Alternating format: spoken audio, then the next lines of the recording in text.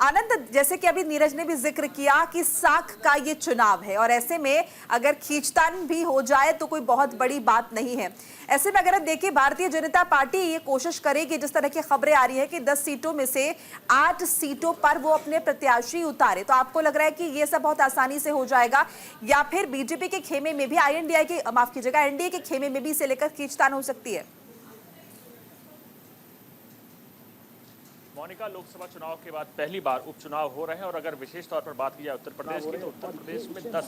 10 सीटों पर उपचुनाव हो रहे हैं और ये इतने महत्वपूर्ण है कि आप खुद समझिए, बीजेपी इसको लेकर लगातार लखनऊ में मंथनों का दौर जारी है। और अगर 10 सीटों की बात की जाए तो 2 सीट निषाद पार्टी और 2 सीट आरएलडी मांग कर रही है, लेकिन हमारे जो सूत्र बता रहे हैं वो इन दोनों पार्टियों को एक एक सीट देने को लेकर बीजेपी राजी हो चुकी है, जिसमें से 1 सीट आरएलडी को जाएगी और 1 सीट निषाद पार्टी को जाएगी। बाकी 8 पर बीजेपी खुद लड़ने को लेकर मन बना चुकी है। और दरअसल उपचुनाव की अगर बात की जाए तो उपचुनाव बीजेपी के लिए इसलिए महत्वपूर्ण है, उत्तर प्रदेश बीजेपी के लिए इसलिए महत्वपूर्ण है क्योंकि इंडिया गठबंधन ने जो परफॉर्मेंस उत्तर प्रदेश में दी है, तो उसको देखते हुए कहीं ना कहीं बीजेपी के लिए एक बैकफुट था और कहीं एक बहुत बड़ा निराशा वाला कारण रहा। और यही कारण है कि बीजेपी अब उपचुनाव में अपनी पूरी कोर कसर के साथ उतरना चाहती है और 10 की 10 सीट बीजेपी कोशिश कर रही है कि जीती जा सके, जिससे कहीं ना कहीं बीजेपी के कार्यकर्ताओं में मोटिवेशन आएगा और इसकी रणनीति के तहत आगे बढ़ते हुए विधानसभा चुनाव में 2 साल बाद आने तो कहीं ना कहीं बहुत महत्वपूर्ण हो जाएगा। तो अगर उत्तर प्रदेश की बात की तो उसका सीटों पे उपचुनाव को लेकर मंथन दिल्ली तक हुआ है, लखनऊ में लगातार मंथनों का दौर जारी है, निषाद पार्टी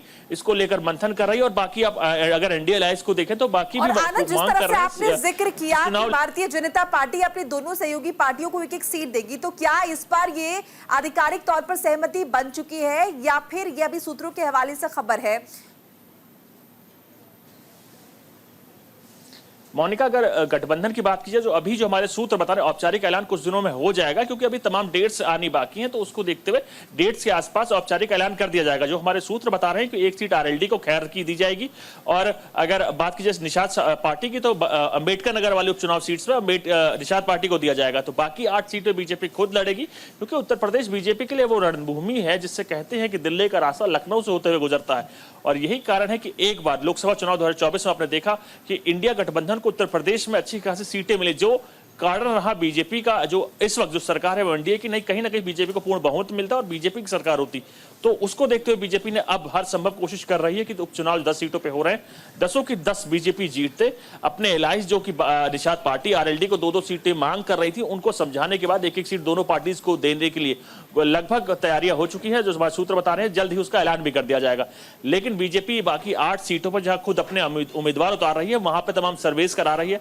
और कोशिश की जा रही है कि तमाम जो उम्मीदवारों को उतारा जा सके उनकी जीत सुनिश्चित की जा सके, क्योंकि इस जीत का सीधा असर लखनऊ पे होगा, इस जीत का सीधा असर दिल्ली पे होगा, कार्यकर्ताओं के मनोबल पे होगा, आगे की रणनीति पर होगा। तो ये जीत बहुत महत्वपूर्ण है बीजेपी के लिए।